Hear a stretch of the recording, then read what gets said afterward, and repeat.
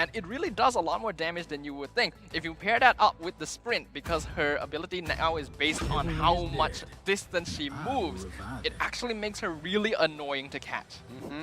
And now with Lemon going to be locking in that Clint, this is going to be a very interesting matchup because the laning phase is going to be more RRQ favored, Clint favored here, but later into the game, the scaling in as well as just the raw damage coming out of that Airthel may pose a problem because she's going to be shooting and moving at the same time.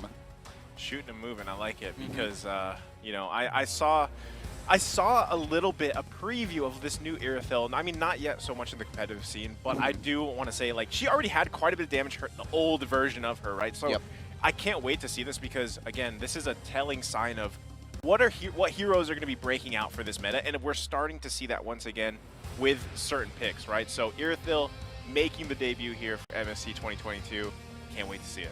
Yep, I definitely cannot wait, and I'm sure all of you at home cannot wait as well for the game to be underway. So don't worry, you don't have to wait at all because we are now back in the land of Dawn for our third series of the day. It's gonna be IDNS from Thailand on the blue side going up against Indonesia's RRQ HOSHI. There it is, Jungle Julian, right? I think that's, honestly, so far from what we've seen, I think this is the best place right now for Julian, the way that teams are currently using him. And also when you're talking about matching him up here, you know, he's matched up against an Akai, who we've seen dominate the past couple days. I think that I do think that Julian in the jungle is going to be the safest way for a lot of teams because they're very comfortable, and with the way Julian plays out, he kind of fits the role being a utilitarian, being able to deal enough damage, but if you need him to engage and lock somebody down just enough for you to win your trade, he can do that as well. I think that throwing him into different positions does allow for a little bit more flexibility. However, if you look on towards that top side, and especially with the way Vynn is taking these trades, they got to be careful. This early game may not necessarily be in their favor. Yeah, absolutely. So both teams actually do have to be a little bit cautious here. Obviously, Zanri can be a little more aggressive as compared to Vynn simply because of how their heroes will interact. But both sides do want to delay the game long enough for their cores to get up farm. So unlike the previous matchup where we saw IDNS really play hard and fast, they're now trying to just take it slow down the tempo so that their Airthel and their Sicilian can get really fed. I mean, Vynn's doing an amazing job right now, just kind of zoning. That's exactly what he has to do. And even forcing that early flicker out from Zanri. So, I mean, forcing Zanri to kind of check himself in the playstyle that he's going with the Selena is going to be important, especially with this first turtle coming up, because there's a lot of tools available on both sides, and RRQ has the advantage here. Loysss using the heavy spin, wants to go in, but the turtle has already been secured by Alberttt, who pops the enhanced chain. Dotting Light doing a lot more damage than I would have expected here in the first 2 minutes, but RRQ HOSHI off to a good start. They're off to an okay start. I think, again, nothing has really happened in this game. Nobody has made enough moves. They are developing very slight advantages, but nobody's dying just yet. Oh, speaking of really, the caster curse here, I feel, is especially strong with Gideon for some reason. Ramella going to unfortunately be the first blood here, and now RQ looking for another one. A nice jump forward by Izzy to escape the Numenon blast, and now the sprint going to allow him to get away, but the dog! That's just unfortunate. Clayyy in perfect position to get it with that infinite extension.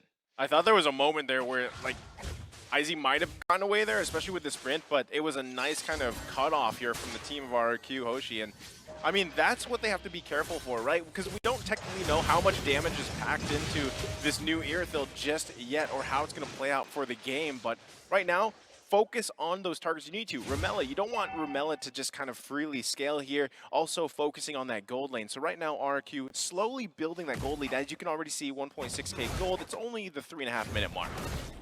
Yep.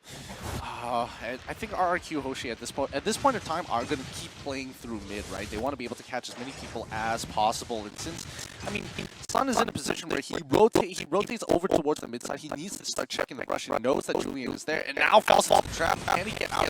Yes. He drops his ult. Sure, he survives. Starting light again, play, fighting back right now. See the power of Xavier Lopez and surviving back the rest of his team. IDNS, a lot of them are forced to actually resist their force because they don't want to actually scale up. Whereas RRQ, they're perfectly comfortable all staying in their own lanes. And right now, I think they're having the advantage in basically every lane as well. You know, as this next turtle comes up here, I feel like it's hard for Loysss to decide on which target to actually heavy spin on, right? The abyssal arrows are there. Turtle is going to be race set right now, but at this point, like, who do you jump on if you're Loysss? I think... I don't know. I think it's either Alberttt or ideally Clayyy. I mean, Clayyy and Lemon are obvious choices, but if you can get Alberttt as well, I think that would be the most ideal. But Loysss now in some trouble. Yes, heavy spin, but the Mystic Field stops it in place from Ramella. Gets the turtle somehow. Alberttt missing the retribution. Now Loysss in a bit of trouble. R7 wants to look for him. Will get that kill. Alberttt being jumped on in the back line, but is able to survive with the dash away. So IDNS fighting back a little bit. All right, it's 0-3 for now, and Boots are trying to finish this. It looks at this initial dive on towards Ramella. She's going to make it out, and yes, no sprint as well. RRQ just looking for any sort of pick. Again, they're playing like oddly slow, knowing that IDNS could easily turn this over, and they don't necessarily have priority of, over all the lanes. So they're just really making sure that when they make a move, it's 100% guaranteed, rather than having to risk it against a team like IDNS. Yeah, I think what we're seeing here from RRQ HOSHI is just that discipline factor, right? I mean, these guys have been playing together for a long time. They have many accolades under their belt here, and that's what we're seeing. Like, we're seeing them just making the decisions that really matter and not being too risky in it. And that's kind of, again, that's the play style that we've seen from IDNS, where they make some choices that are a little bit risky, but does sometimes pay off for them. And right now, I just feel like they're playing at the pace or the tune of RRQ HOSHI. Yeah, as they move around the map, right, and especially with this mid lane control, RRQ eventually want to get into a bigger team fight. With 36 seconds on the clock, this turtle is going to come out, and even IDNS are preemptively making sure that they have the bushes covered for Izzy so he doesn't get caught out. But RRQ, I think they've got an idea here. Oh, they do find Vynn. He wasn't expecting 3 members in that bush, and the heavy spin finally going to find its target, locking down Lolita. Alberttt going to miss the chain, but still gets the kill on Ramella. Now looking for Loysss, but Izzy doing a fair bit of damage with that roar, gonna force them back. Now, if they can get mid-tier 1, that would be the most ideal situation for RRQ HOSHI. 3 more seconds till Turtle comes back up, and R7 making sure that he has vision over 2.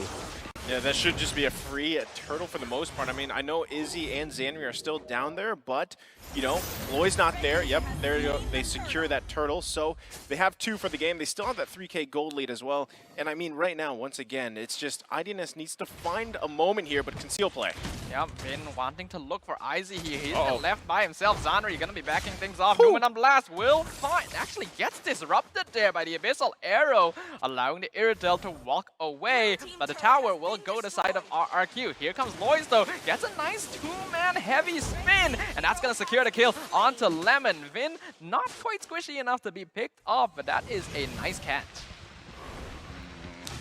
After finding these catches, RRQ HOSHI find themselves at 2.6k ahead. If we look at the item list so far, I mean, some haven't even made it into that first item, but just enough for RRQ to really start pumping up the tempo. And the question is, do they really want to, right? They've got those pushing waves. They've already found that first turret on bot side. They probably want to start pressing their advantage even more to crack that top side. They have plenty of time, and especially since they've got a majority of those turtles, they don't necessarily have to take First Lord. They can just wait for Luminous Lord instead. Yeah, again, that's the discipline factor, right? Coming out from RRQ HOSHI. And also, if you're wondering about, like, do they need to press for time? And yes, Ramella is on the Sicilian, but honestly, I think with what RRQ has drafted here, and if they just get a little bit of magic resist, they will be able to be okay for the majority of the game. I mean, look at already the damage coming out from Clayyy. So Clayyy alone is able to pretty much just keep them from initiating themselves. So I'm not sure. IDNS has to find some way to either allow Izzy to come online, and that's where we're going to see that Irithyll damage. I mean, we already saw a preview of it, but that was kind of a, you know, a surprise bush play that they had. There you go, too. So I'm wondering at what point does Izzy kind of pop off here. I guess we'll see, because Loysss is using the heavy spin in the mid lane, not able to find any catches. Izzy now forced to run away from R7, who does not intend to let him go. Dawning Light just barely getting duped out by the Irritel here, allowing him to walk away. Sun now jumping onto Vynn, popping Vengeance, but he is 1v4. That is not going to be enough to keep him alive against RRQ. They take the mid tier 1, they rotate over to the Lord. They take it. They're going to be able to take this with no problem. If they can bait IDNS into a fight they cannot win, that would be most ideal rather than having to coin flip it. But no, they stun Loysss and they guaranteed get this Lord. Loysss now going to be targeted, but R7 jumping onto Ramella in the backline as well. Heavy spin will pin him against the wall, but it is forced to be used defensively now because RRQ are just applying way too much pressure. See, this is the thing, right? There's like this is a completely different game from the last series, right? Because this is much more just discipline-based, objective-based. I mean, there's not a ton of kills here. They have slowly built that 5, almost 6K gold lead, and right now it's just, you know, execution from RRQ HOSHI. Some good execution, in a matter of fact. And, I mean, looking at Thamos right now, his item build is going to be a little defensive. I find it interesting that he opted to actually decide to go for the Demon Hunter sword. But, hey, you know, to each their own. With this Lord pushing in, they need something to slow it down, and they can't afford to lose all of their outer turrets. The Dawning Light already doing really notable damage here, and even Loysss not really finding a chance to engage. IZ, again, being the target of R7. This Esmeralda has his sights set on the Irritel, and they're gonna look for him in every single fight. Lord now pushing into mid inhibitor, but IDNS does clear that up alongside the top wave. RQ still has a minion wave, but I don't think they'll be able to get any structures off of this. So slow, so methodical here. RRQ just barely interacting with IDNS, and now with a 7.5k lead without any reason to actually take a fight for the next 92 seconds. Let's see what they do. I mean, this is just like you said, it's methodical, right? I mean, RRQ HOSHI, it hasn't been anything flashy, and they already have that 8k gold lead. They've got 6 turrets down. They had that 1 normal Lord, and it's still, if you think about it, at 11 minutes in, it still sets them up to pretty much just control this game right now. The next Lord will be up in about a minute or so, but even at that point, right, that's not enough time for actually IDNS to be scaled enough to go toe-to-toe with RQ. Typically, when a team is down 7 or 8k net worth, especially within the first 10 minutes, the game can effectively be said to be over. It is, of course, 11 minutes in, so IDNS, I think they still have a possibility, but considering that they've lost all of their outer turrets and are now being forced to stay in their base, which means that their cores aren't going to be getting a lot of farm, this is just going to be a slow burn by RRQ unless something huge happens for IDNS. IDNS, if they want to force the situation, it really just comes down to either a pick from Zanri or a big ult coming in from Loysss. Everybody else has to just wait and honestly just submit until RRQ slip up somehow, but they've just dominated the map for so long that now with a 9.2k lead, this is coming up to a checkmate real soon.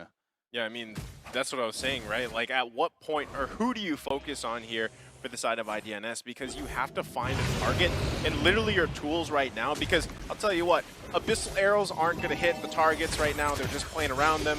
And R7, I mean, he is going just absolute king mode here in any lane that he chooses to, while the rest of the team just goes and focuses on objective after objective. Yeah, they're confident. They know exactly what they're doing. Wynn talking as well as concentrated energy coming in for Alberttt and Lemon respectively. This is painful. This is really painful for IDNS. Yeah, it's not going to be a flashy defeat either. RRQ are just slowly choking them out. This is perhaps the most calculative ML you could potentially play, not allowing their opponents any opportunity to even try and take a simple advantage.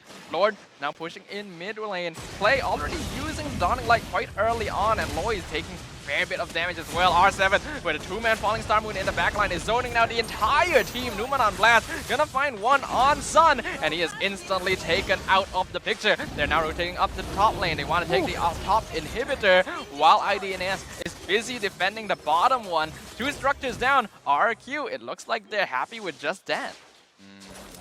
I don't think they can go for any more picks with the high ground defense that IDNS has so far. They can clear waves, but fortunately, even then, might not necessarily be enough.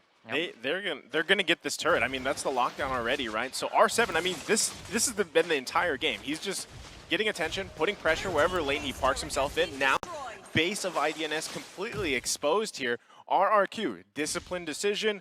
go back, steal the buff, steal the space, and wait, maybe even wait for the next Lord off unless they get a pick. I mean, if they really wanted to, they could just catch the waves because there's nothing else to do on that on the map so far. And as we are coming towards the 14th minutes, we're seeing that Esmeralda already has a full build. R7 has been farming extremely hard. Julian, one more item to go, 2 more for Lolita. And I think at this point, Lemon, as soon as he gets that BOD or Malefic Roar, I think he's going to be quite unstoppable. But in comparison here, if we look over to Izzy, he's got 3 items himself and now is trying to build some form of magic resist. Problem is, I'm not sure if it's going to be enough. Yes, IZ does have enough damage to take down some of the squishier members of RRQ, but their positioning right now is not going to let that happen very easily. R7 by himself is capable of 1v5ing the entire team of IDNS at this point, which just means that unless a massive mistake is committed, we are just seeing the final throws of IDNS here in game number 1. This is literally, you know, again, discipline. Let's just finish textbook fashion. Wait for the Lord. We don't need to make any risky plays. We have it pretty much the entire game. Lord's going to be up in 20 seconds. We can grab that, push into the base. That's RRQ's plan. Gosh.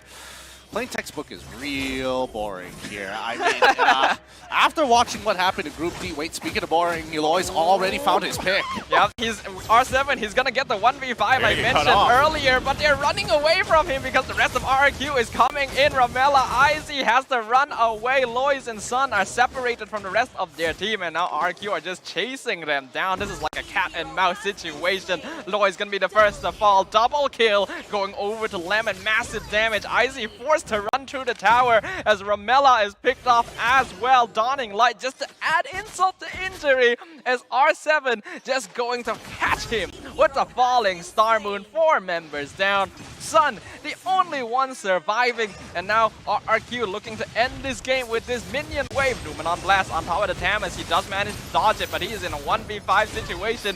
No way he's getting out of that killing spree. Going to RRQ, a wipeout on IDNS Esports as RRQ HOSHI close out game number 1. Textbook fashion.